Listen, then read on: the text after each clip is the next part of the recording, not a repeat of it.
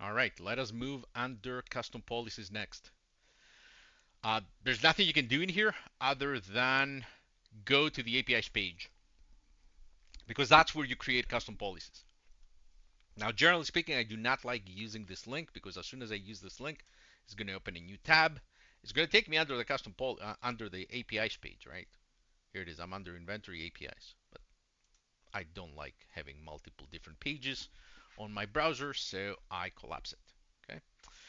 So what we're going to do is we're going to move under inventory and we're going to go under APIs. 2 clicks, no biggie. So what's the purpose of custom policies, right? Custom policies gives you the ability to create your own custom vulnerabilities that apply to the API's metadata you have discovered or you're about to discover. Okay?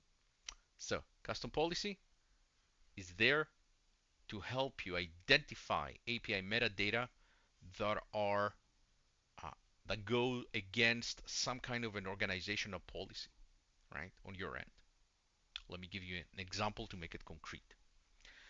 Consider Acme Airline having a policy that says no APIs should be allowed without an authentication. And if you pay attention to the different authentication mechanisms right here, we have an API, this post app register, that does not have any authentication detected. Okay? For Acme's policies, this is bad, right?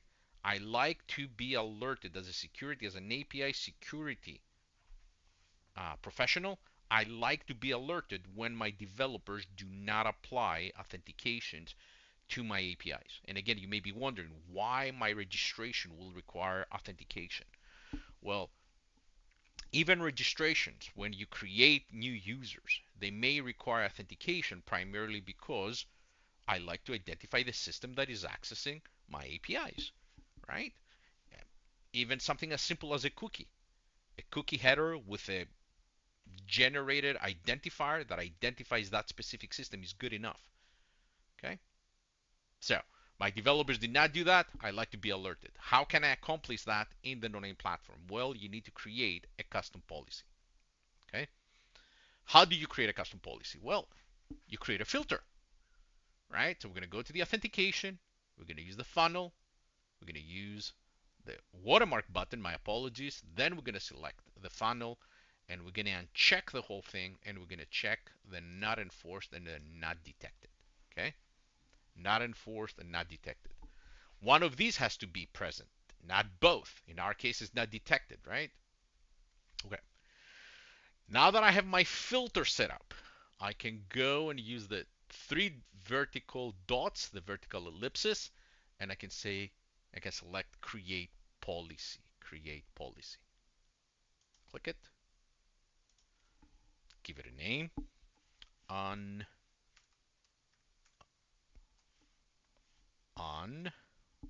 unauthenticated API, right? That's exactly what it is. It's an authenticated API. Do not want to see those.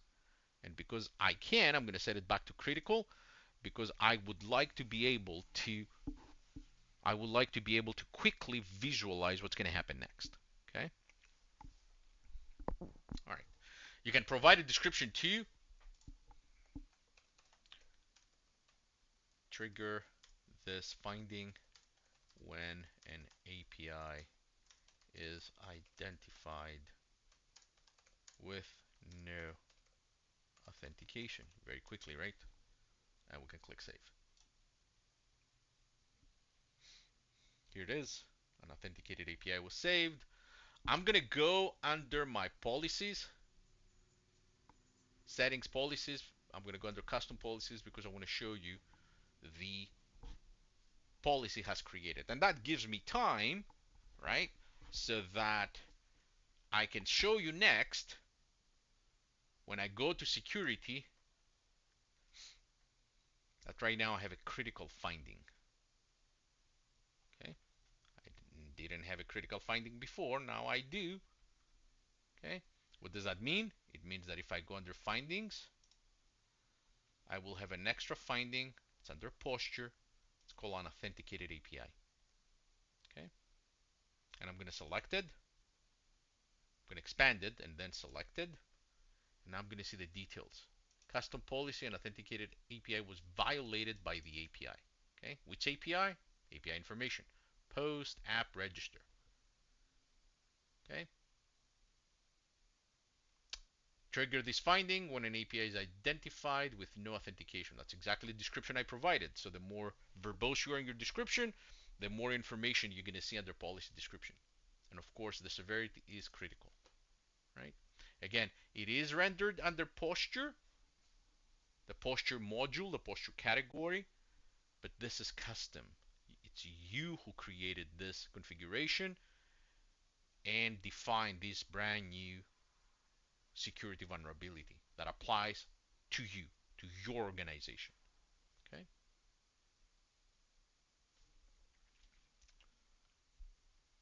With this, I'll close and we're going to go back to the settings. Oops, that's not what I wanted to click. Settings, policies, custom policies, and here we go. By the way, if you would like to edit a custom policy, you can't. You cannot. What you need to do is delete and redo. Okay, delete and recreate. This angle bracket, the preview, just gives you the conditions for your filter in that JSON structure. That's all it does. Okay, and we can close. This is it. Section end. Oops, slide before I forget. There you go.